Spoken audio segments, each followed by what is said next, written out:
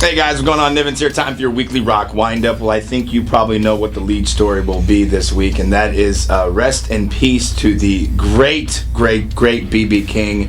He, of course, passed last night this morning, 89 years old. There's been, in previous weekly rock wind-ups, I've talked about how his health has been failing him, been off the road, been in hospice, and he has since passed on. And what a life lived, man. I mean, there's a great long backstory to B.B. King, but I think what's most exciting about, not to say it's exciting about his passing, but I think what's great about life is that even though this artist has passed on, we still have his music to enjoy, and we still have all the prodigies that he found out there that are ripping and wailing, night in, night out. Whether it's Kenny Wayne Shepherd, Derek Trucks on the local level, Brody Buster. So it's definitely a sad day in music, but thank God we still got the music to live on, his music to live on. In fact, I busted out the old '78 today. I've got of his when it was listed as Blues Boy, B.B. Blues Boy King. So, Mr. B.B. King, rest in peace.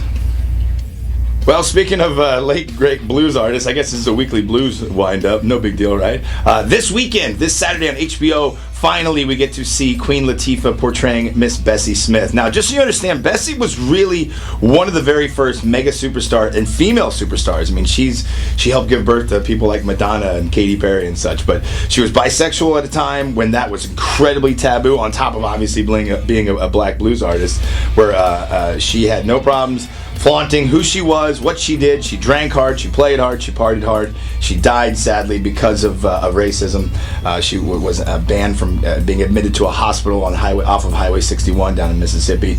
Then got ran over to the black hospital. She'd already passed by then. But word on the street is that this performance from Queen Latifah is going to take her to the superstardom level, kind of what, in terms of like Jamie Foxx's portrayal of Ray Charles, or even, Joaquin Phoenix doing Johnny Cash. So I am super excited about this. Again, it launches on HBO this weekend on the 16th. Well, it seems if it's not Scott Wyland, then it's Wes Scantlin. If it's not Wes Scantlin, then it's Scott Wyland. Wait a minute. Maybe Wyland is Scantlin. Scantlin is Wyland.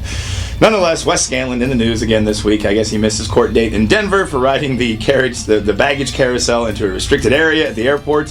So last I heard, there was a warrant for his arrest. I mean, hey, come on, every rebel needs a warrant from time to time. This guy's had one. Non-moving violation, cuffed and stuffed, baby. What's up? Yeah, you like the bad boys, don't you? Anyways, this story continues to unfold. I'll fill you in. Well, speaking of frontmen who've fell on hard times, as I mentioned in a previous weekly rock windup, Scott Stapp was under some serious hard times last November. If you remember, he was picked up riding around a bicycle, shirtless, with a backpack on, saying that he was a CIA operative hired to assassinate President Obama. Breaking his silence after 6 months, he says he basically was out of his mind. I don't think he swore. I think he's trying to walk the straight and narrow. But he was drinking. He was on drugs. Methamphetamines. Meth is a bad drug, kids. He has been working diligently on his rehab, and he says the most important thing for him right now is his sobriety. So congratulations to Mr. Stapp. That is definitely a hard demon to kick. I wish you the best of luck in your recovery. And let's close out your weekly rock wind-up with the obligatory new music announcements. On July 24th, Joe Satriani, legendary guitarist, will release his 15th solo album, Shockwave Supernova. Metal Allegiance, which is that supergroup made up of Alex Skolnick from Testament, as well as Mike Portnoy of the Winery Dogs, and Dave Elfson of Megadeth, signed with Nuclear Blast Entertainment. They're going to kick out a debut album this fall.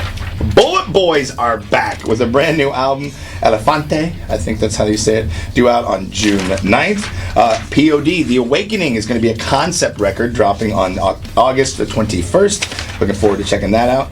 Death Angel, going to go to the West Coast now on this one. Going to release a thrash-umentary, obviously a little documentary about them via Nuclear Blast as well, on July 24th. Devil You Know, working on their sophomore album, if you recall, frontman is Mr. Howard Jones, formerly of Killswitch Engage.